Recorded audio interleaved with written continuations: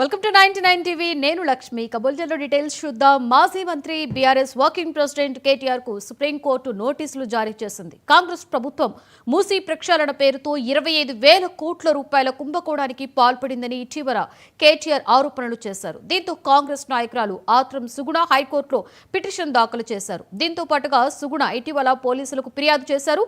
ఈ నేపథ్యంలో కేటీఆర్ పై పోలీసులు కేసు నమోదు చేశారు. అయితే దీనిపై స్పందించిన కేటీఆర్ తన మీద నమోదైన కేసులను కొట్టివేయాలని హైకోర్టు ఆశ్రయించగా దీనిపై విచారణ జరిపిన హైకోర్టు కేటీఆర్ పై నమోదైన కేసుల్ని కొట్టివేస్తూ తీర్పు ఇచ్చింది. కాగా హైకోర్టు తీర్పును సవాలు చేసిన సుగుణ సుప్రీంకోర్టును ఆశ్రయించారు. దీంతో సుప్రీం కేటీఆర్ కు నోటీసులు పంపింది.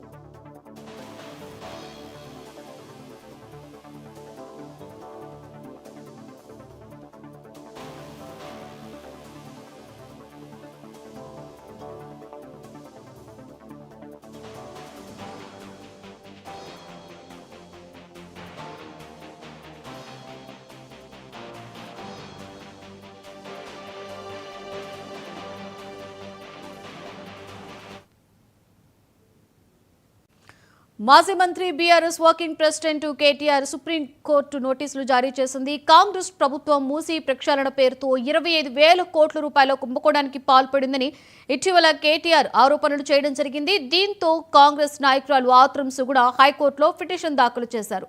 ఇక దీనిపై పూర్తి సమాచారాన్ని మా ఇన్పుట్ ఎడిటర్ నవీన్ లైవ్ లో అందిస్తారు. నవీన్, చెప్పండి, కేటీఆర్ కి నోటీసులు ఇవ్వడం జరిగింది కదా సుప్రీంకోర్టు, దీనిపై పూర్తి సమాచారం ఏంటి నవీన్?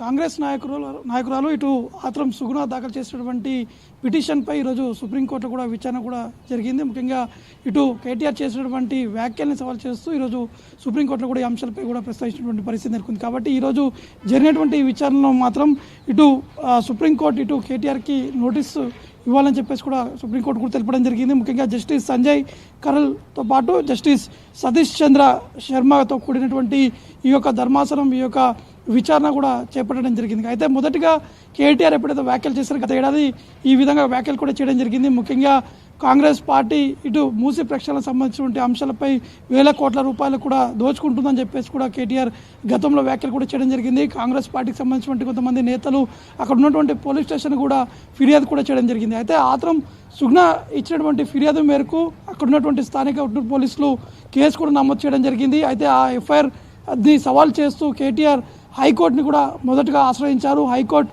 వెంటనే దాన్ని తిరస్కరించి రిజెక్ట్ కూడా చేయడం జరిగింది. దాన్ని మళ్ళీ ఆత్రం సుగుణ సుప్రీంకోర్టుని కూడా అప్రోచ్ కూడా కావడం జరిగింది. అయితే ఈరోజు జరిగినటువంటి ఈ యొక్క విచారణ దాదాపు నిమిషం పాటు మాత్రమే ఈ యొక్క విచారణ కూడా జరిగింది. ఈ విచారణ జరిగినటువంటి సందర్భాల్లో కేటీఆర్కి నోటీసులు ఇవ్వాలని చెప్పేసి కూడా సుప్రీంకోర్టు తెలిపినట్టు కూడా తెలుస్తుంది. కాబట్టి ఈ నోటీస్ సంబంధించినటువంటి అంశాలపై కేటీఆర్ ఏ విధంగా స్పందిస్తారనేది కూడా చూడాల్సి ఉంటుంది. కాబట్టి ఎందుకంటే గతంలో కేటీఆర్ చేసినటువంటి వ్యాఖ్యలపై కాంగ్రెస్ పార్టీకి సంబంధించినటువంటి నేతలు చాలా వరకు సీరియస్ అయినటువంటి పరిణామం కనిపించాయి. దాంతోపాటు అక్కడ ఉన్నటువంటి స్థానిక పోలీస్ స్టేషన్లో కూడా ఫిర్యాదు కూడా చేయడం జరిగింది. ఎందుకంటే 25,000 కోట్ల రూపాయలు కూడా ఇటు కాంగ్రెస్ పార్టీ దోచుకుంటుందని చెప్పేసి కూడా కేటీఆర్ కొన్ని కీలకమైనటువంటి వ్యాఖ్యలు కూడా చేశారు. కాబట్టి ఈ అంశాలపైన ఇటు సుప్రీంకోర్టుని అప్రోచ్ అయినటువంటి ఆత్రం సుగుణ సంబంధించినటువంటి పిటిషన్ కూడా ఈరోజు విచారణ చేపట్టిన తర్వాత తదుపరి విచారణ తేదీ ఇంకా ఖరారు చేయలేదు. మరి కాసేపట్లో ఈ తేదీ కూడా ఖరారు చేసేటువంటి అవకాశాలు ఉన్నాయి.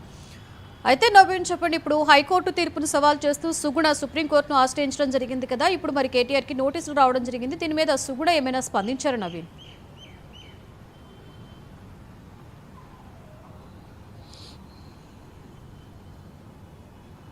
ప్రస్తుతం ఆత్రం సుగుణ మాత్రం ఇంకా ఎటువంటి రెస్పాండ్ అయితే కాలేదు. చూడాల్సి ఉంటుంది. అంటే ఇచ్చినటువంటి నోటీస్పై కేటీఆర్ కూడా ఇంకా రెస్పాండ్ కాలేదు. కాబట్టి ఇంకా 2-3 రోజుల్లోనే కేటీఆర్ కూడా ఈ అంశాలపై కూడా స్పందించేటువంటి అవకాశం కనిపిస్తున్నాయి. కాబట్టి గతంలో కూడా చూసాం కేటీఆర్ ఈ అంశాలపైన అనేక సందర్భాల్లో వ్యాఖ్యలు కూడా చేయడం జరిగింది. ఖచ్చితంగా కాంగ్రెస్ పార్టీ అధికారంలోకి వచ్చిన తర్వాత అనేక దోపిడీలతో పాటు చాలామందిని వేధిస్తున్నారని చెప్పేసి కూడా కేటీఆర్ అనేక సందర్భాల్లో మీడియాతో మాట్లాడుతున్నటువంటి సందర్భాల్లో కూడా ఈ అంశాన్ని ప్రస్తావించడం జరిగింది. దాంతోపాటు మూసీ ప్రక్షాళనకు సంబంధించినటువంటి విషయాలపైన కూడా ఇటు బీఆర్ఎస్ పార్టీకి సంబంధించినటువంటి నేతలు చాలా బలంగా ప్రజల ముందుకు కూడా తీసుకెళ్లేందుకు కూడా ప్రయత్నాలు కూడా చేయడం జరిగింది.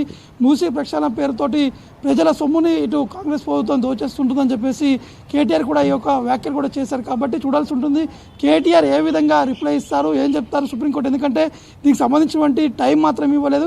సుప్రీంకోర్టు మాత్రం స్పష్టంగా ఒకటే చెప్పారు, ఖచ్చితంగా కేటీఆర్కి ఎవరైతే ఉన్నారో వారికి నోటీస్ కూడా ఇవ్వాలి. దీనికి సంబంధించినటువంటి నోటీస్పై కేటీఆర్ కావచ్చు వారికి సంబంధించినటువంటి టీం ఏ విధంగా రెస్పాండ్ అవుతారనేది కూడా చూడాల్సి ఉంటుంది. Lakshmi. Right, thank you Naveen.